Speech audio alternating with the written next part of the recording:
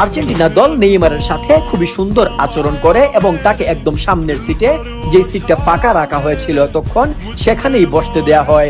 নেইমারের এক পাশে ছিলেন আর্জেন্টাইন লিজেন্ড আলেহান্দ্রো মানকুসো এবং অন্য পাশে ছিলেন ফুটবলের চির কিংবদন্তি ম্যারাডোনা। ম্যারাডোনা নেইমারকে কাছে টেনে নিলেন তখনই। নেইমার তখন নিজেকে খুব গর্বিত মনে করলেন, কারণ ম্যারাডোনার অনেক বড় ভক্ত ছিলেন নেইমার। এমনকি নেইমার ম্যারাডোনার মৃত্যুর পর তাকে ট্রিবিউট দিয়ে একটি টি শার্টও পরেছিলেন। তো সেদিনের সেই ছোট্ট নেইমার ম্যারাডোনাকে এত পাশে দেখে আর নিজেকে সামলাতে পারলেন না। গাড়িতেই নেইমার ম্যারাডোনার সাথে বেশ কিছু কথাও বললেন। এখানেই শেষ নয়, এরপর বাস যখন স্টেডিয়ামে পৌঁছালো, ম্যারাডোনা তাকে সঙ্গে নিয়ে গেলেন আর্জেন্টিনার ড্রেসিং রুমে। সেখানে নেইমার সবার সাথেই কথা বললেন। নেইমার সেই সময় তাদেরকে কিছু স্কিলও দেখালেন। সবাই নেইমারের প্রশংসাও করলেন।